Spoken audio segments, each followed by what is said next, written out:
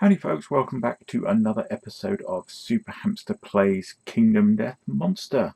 As ever, do me a favour, hit the thumbs up button on this video and click on the hamster down here to subscribe. And if you're watching on a mobile, tablet or phone or something, you probably can't see the little hamster, in which case click on the subscribe button beneath it. Help me take over YouTube one subscriber at a time and don't miss any more episodes in this series. So in the last episode, we fought a level 2 lion. Poor Cullen died, and Gabriella and Astrid and Meninga got a bit of a pasting, but came away with an awful lot of resources, which we have here. Yeah, so settlement phase. Let's get cracking. I'm just going to use... actually, let's use Myth. Let's use Myth's model. Not Myth, Meninga. My apologies, Meninga. Yeah, so we'll use him as our marker. So we set up. The survivors return. So they heal the survivors, remove the tokens, but do not remove their gear. So we'll get rid of all of the tokens, which you can't see, but they are back there.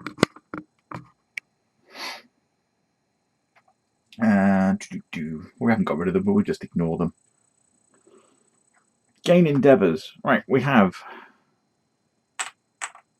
3 survivors returning. Because Cullen died and we have the Graves principle, we gain 2 more. But Gabriella over here has the... I can't remember if there was a special rule or... I think it was from her understanding. She is a tinker, which means when she comes back, she gains an extra 1.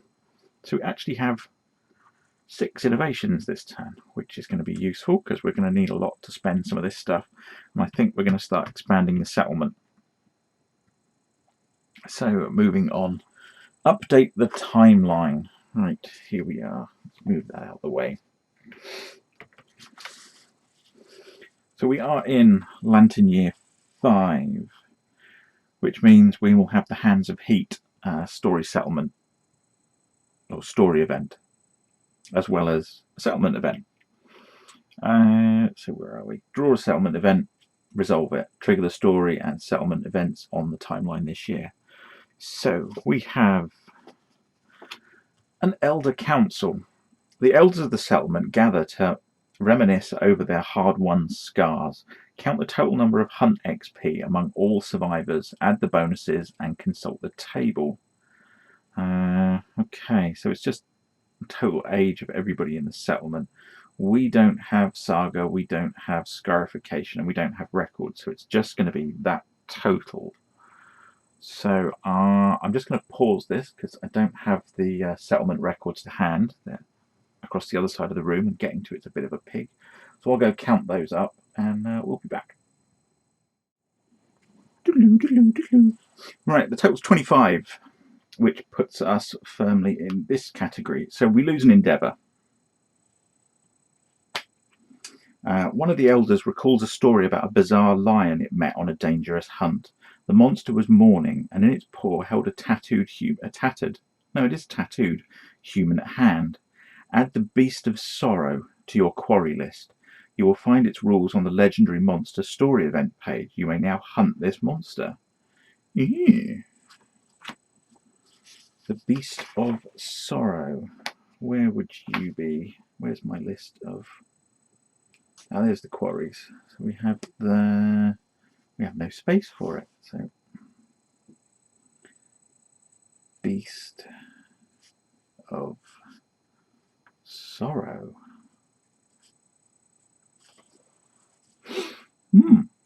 Okay. Thank you, Elder. And we'll get rid of those. What else happens in our timeline? Oh, we get the Hands of Heat event.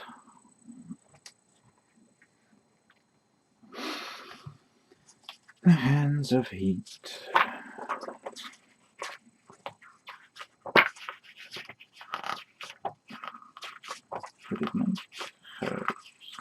hands of heat. The mystery of the lantern's glow.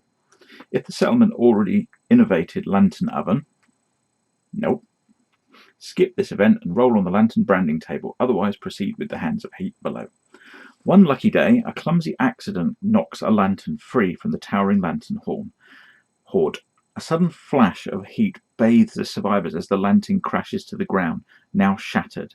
The lantern light dies, but the seed of an idea begins to grow. Nominate a survivor. They gain +1 courage and experiment with lanterns.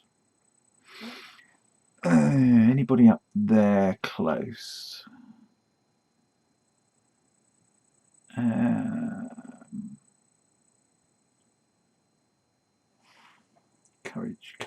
Courage. Yeah, Gabriella's 1 slot away from courage, so let's nominate her. So that will trigger her bold event.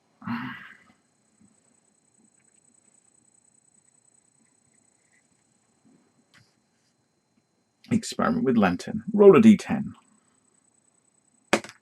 3. An agitated lantern shatters in the survivor's face, badly burning and disfiguring. The survivor is exiled from the settlement as an inhuman monster. However, sorry, Gabrielle, bye-bye. However, the other survivors learn something from the tragedy. Your settlement gains the lantern oven innovation and add Bone Witch to the timeline 3 years from now. Ooh. Bone Witch. Oh, and that was the Elder Council.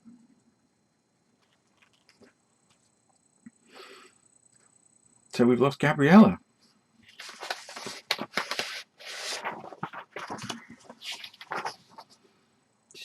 Where are we? Gabriella has died. And Cullen, where's Cullen? Cullen died. He's going to drop our population to 11.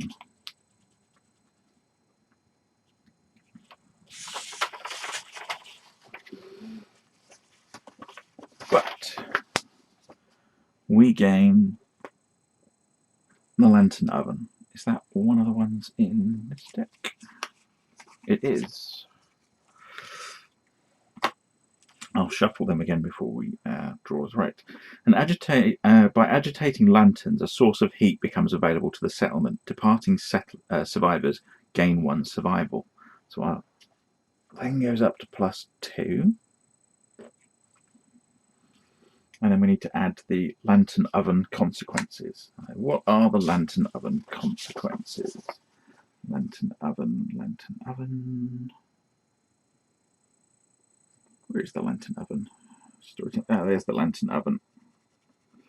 So we need to add cooking and scrap melting.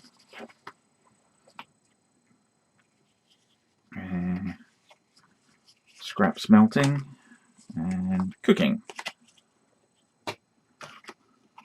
Ooh. Right. And we added the Bone Witch, didn't we? So that's the hands of heat.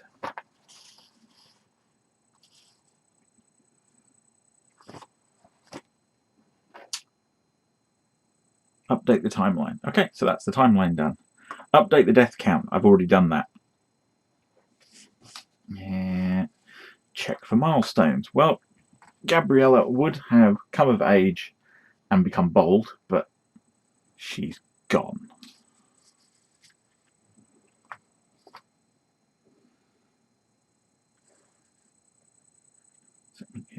Yep, so that's that. And check milestones. Right, what have we got? Settlement has 5 innovations. Indeed it does. So we trigger the Hooded Knight event. It was probably the page before the one I just had.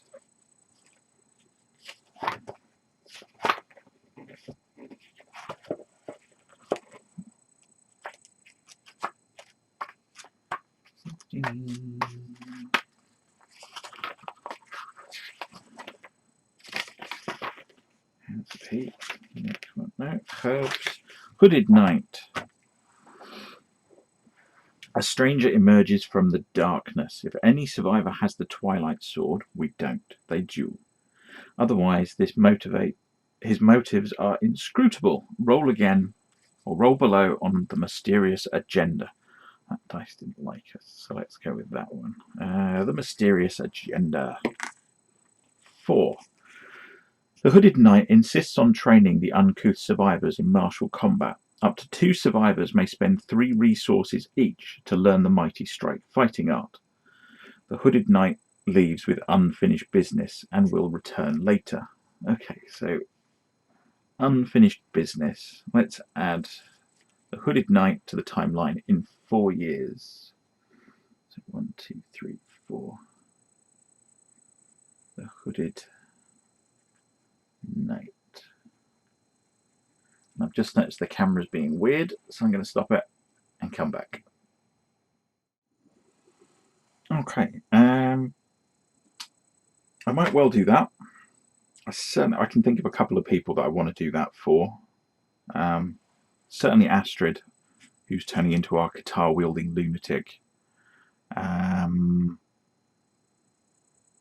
Yeah, but I'm not sure which resources I'm going to burn to do it. So we'll remember we can do it. I'll put this to one side, and once we've worked out what we're spending resources on and things, we'll see how we can wiggle that and get 4 left. Right. So that's the Hooded Knight. That's the check the milestones. Now we move on to develop. So, what do we want to develop? Step 1. We need to innovate, because there is simply no reason not to do it. So we need 1 hide, 1 bone. Did we not have any organs?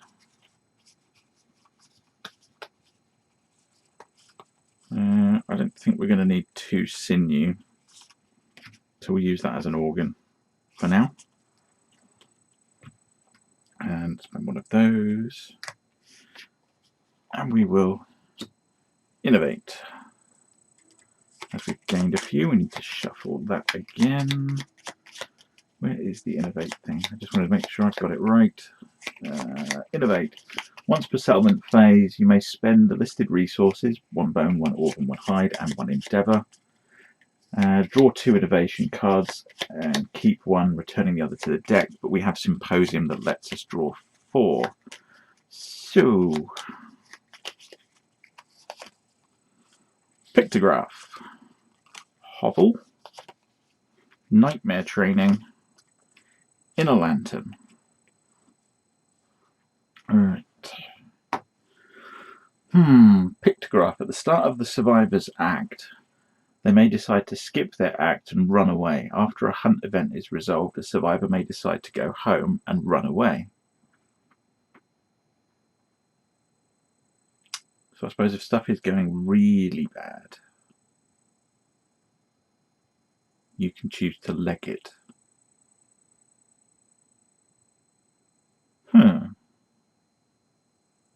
Okay. Hovel. We've seen Hovel before. It's +1 survival limit, and we gain an additional point of survival when we leave. And that's going to be really useful because that's going to get us up to 4. And with the addition of dash on dodge and that, we're burning through survival quite quickly. Nightmare Training. Lose 3 survival and then roll a d10. The possibility of dying. Possibility of trying again, gaining a weapon proficiency, or gaining an accuracy. It's not very likely. Inner Lantern. Settlement finishes the light. Blah blah blah. All survivors gain the surge. Oh, that's the spend a point of survival and gain another action. Again, might be useful, but I think at this point, just having more survival is probably the way to go, so I'm going to go with Hovel, which is going to take that to plus or to a maximum of 4, and we gain 3 every time we leave, which is pretty huge. And then we need to add the hovel consequences to the deck. So we can get rid of those. They can go away. And on the last page, so we have gained hovel. And we need to gain access to the bed, to partnership, and to family. Family, bed, partnership. And the reason they're all clumped together like that is in my gaming groups session, or recent session, we also gained hovel. So it's part of our deck. Right, where are we? So that's that, that's that. What else can we do in the innovation develop-y? Develop? It is develop, yes, develop. We're going to need to make some equipment. So first things first, before we go absolutely anywhere, we want to make some white line boots, which is 1 fur and 1 hide, which will complete the white lion set.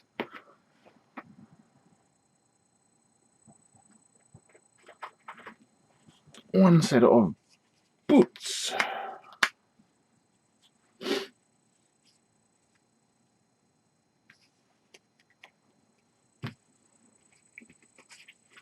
Without question, definitely doing that.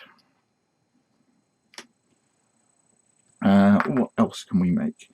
Another thing that I think is going to be quite useful is spending a lion claw to make the claw head arrow. So we'll do that. And I'm also, did we get golden whiskers? Did we get golden? We did get golden whiskers.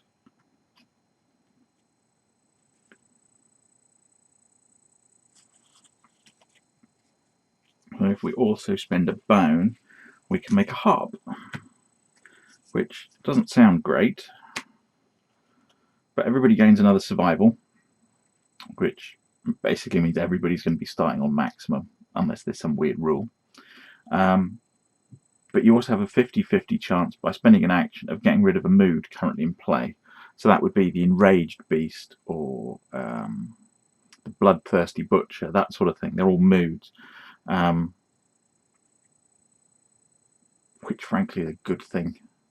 And I can only assume that going into the game, some of those moods are going to get horrendous, because the lion's the level 1 beast and his aren't great from a survivor's point of view. So we'll do that. Plus it gives us another blue and another blue, which means somebody can actually use the lucky charm that we made. Right, what other weapons do we want? We could finish a second set of raw hide armor, which would be quite good, because I think we're pretty close. What do we have? We need another pair of boots, another pair of gloves, and another pair of pants. And they are all gloves, pants, boots. They're all 1 hide each. So we could use the shimmering mane, which is 2 hide resources in itself. We could use the lion's tail, because I don't think any of these need the lion's tail. The shimmering mane is, I think we've already got one of those, haven't we? Where is it? Where is it? Where is it? Where is it? Where is it? Shimmering mane makes the lion headdress.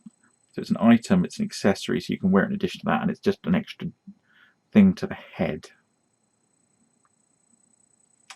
But if we complete that set of armor, you get 1 everywhere. So I think we will do that. And nothing else uses the shimmering mane. Nope. And nothing else uses the tail. So we'll do that. 1 hide, 1 tail.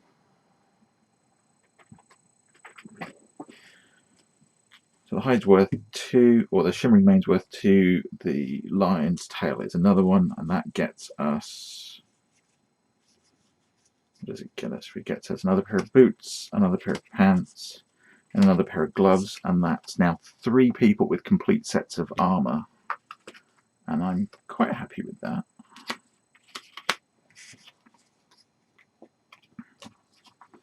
Now,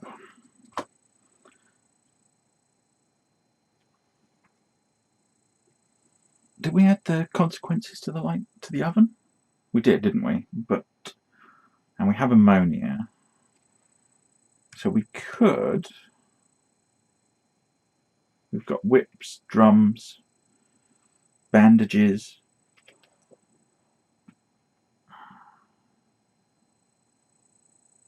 We don't have heat, do we? Oh no, the lantern oven does give heat. So we could. Where's it gone? I just saw it just now. Monster tooth necklace from scraps and bones.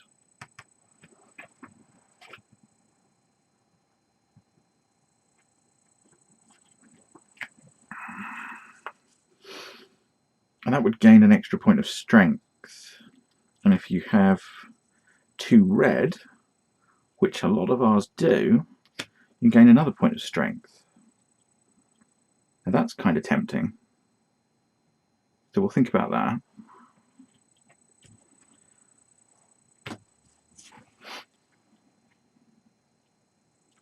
But the 2 I'm really thinking about are building a weapon crafter or building a leather worker.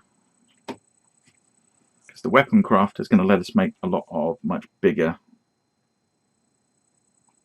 axes, maces, swords.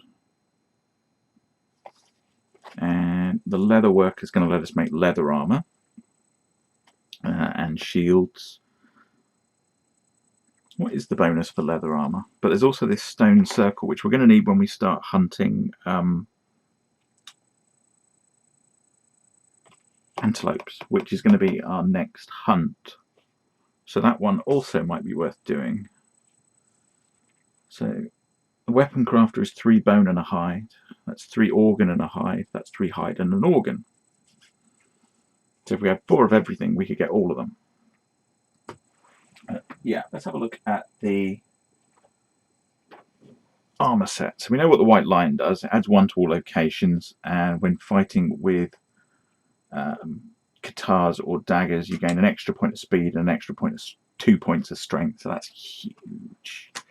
We've got the rawhide armor, which we know about, gives you +1 in all locations, and when you spend a survival, you get it back 50% of the time. And leather armor. You ignore bash, which tends to knock you down a lot and gives you 1 in all locations.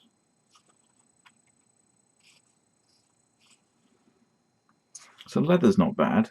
Does it give you any extra compared to rawhide armor? That is the question. Round shield. Add 1 to all hit locations. That's pretty huge.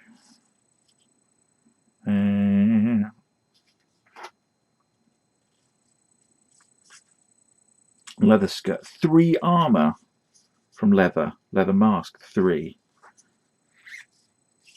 Okay, we need to make a leather guy. Because we've got the king's spear. That's a good weapon. We've got a bow. Not a great weapon, but it's okay, and it gives us some range. And we've got the katars. We've got 3 good weapons. We need to start thinking about some bigger weapons. Put 3 armor in all locations. Departing, you gain insanity. Leather cuirass doesn't do anything. Leather braces, when you depart, gain 2 survival. So this is really going to max out our survival. At the end of your act, you may move 1 space if you've got 2 greens. So leather makes you quite mobile, to allow you to get in, do some damage, get back out so it can't hit you. So in the leather shield, block 1. Spend your action to ignore 1 hit the next time you're attacked. Lasts until your next act. You cannot use block more than once per attack. So yeah, I think we need to get into... I mean, even the leather, the whip. On a perfect hit, discard 1 mood in play.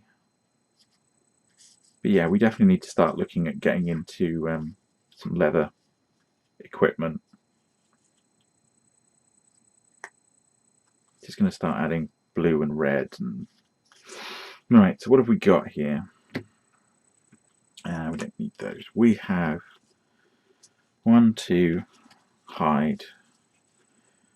We have an organ. And if we spend that one as a hide as well, that would let us get the leather worker. We've got a love juice, and we could do with an intimacy result. And then we have another bone and another something.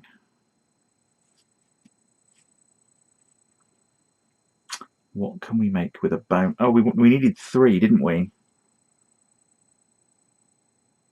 Well, we could save these, because yes, we could make the leather worker, but we're not going to have enough stuff to be able to actually use it. So we might as well save these. Do we need to spend 3? So I'm thinking we spend the bone, we spend the hide, and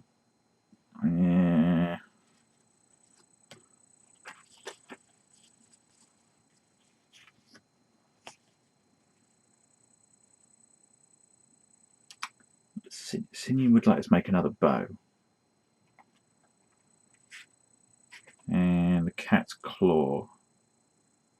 You can make more guitars. You can make another spear.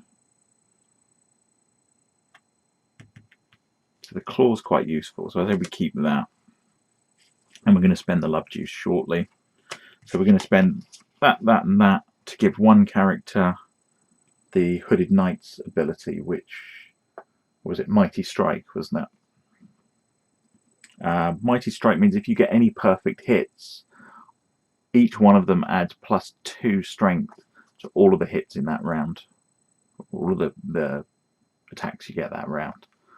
So give that to somebody with the guitars, and they're going to be pretty much hitting on, with all the bonuses we've got now, they're going to be hitting on 4s or 5s, and they're going to be like +7 or 8 strength. So they're going to be damaging on like 2s and 3s. Yeah, so I think that's something we want to do. So yes, we'll spend that for Mighty Strike. We will spend the love juice, and we're going to keep everything else. So we'll put all that away, and that's an organ grinder, not a leather.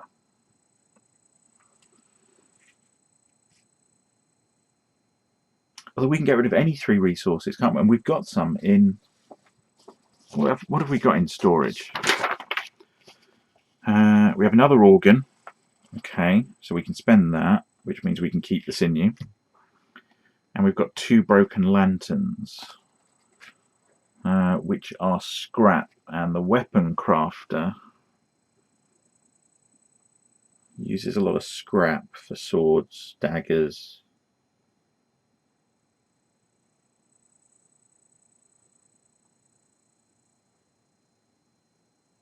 And didn't we? One of the things we had access to soon was scrap smelting, wasn't it? What does scrap smelting do? Scrap smelting, purification. Roll a d10, nothing happens. Spend 3 scrap to gain 1 iron. Spend 3 scrap and add 1 iron to storage. You may repeat this any number of times. Okay, so there's multiple stuff, and lets us build the blacksmith, but we need scrap for that. So we're going to need scrap. But yeah, we'll definitely spend the monster organ that we have in storage. We've got 2 iron. I think we want to keep those. And we'll keep the broken lanterns for when we get the thing. So yeah, we're just going to spend that hide, that whatever it is. Or do we keep the whatever it is? Yeah, keep the whatever it is, get rid of the sinew. And the organ that we already had in the system. So we've spent those. And so that's somebody gaining Mighty Strike, which is probably going to be Astrid, who's turning into our guitar-wielding lunatic.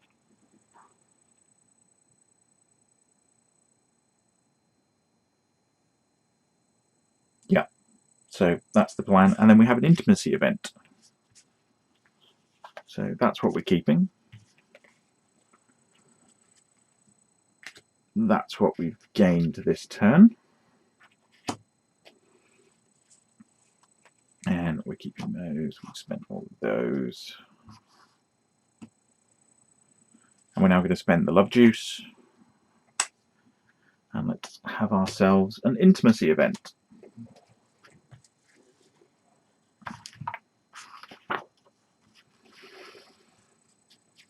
Right, and we have protect the young, which means we can roll twice and pick the result. So, and we have a hovel, which on a natural 10 will trigger something. No, we've got an 8. The settlement gains 1 population. Male and female survivors shared a deep boon and gain 10 survival each. And I probably should have picked the one I was going to do that for, but it'll be 2 of the unknowns from the back. Probably George and Mildred. So we gain 1 population. And 2 people will gain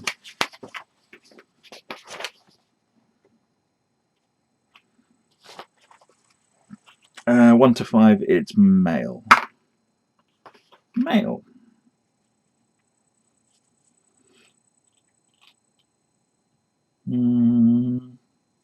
Sorry, Brian and Fiona.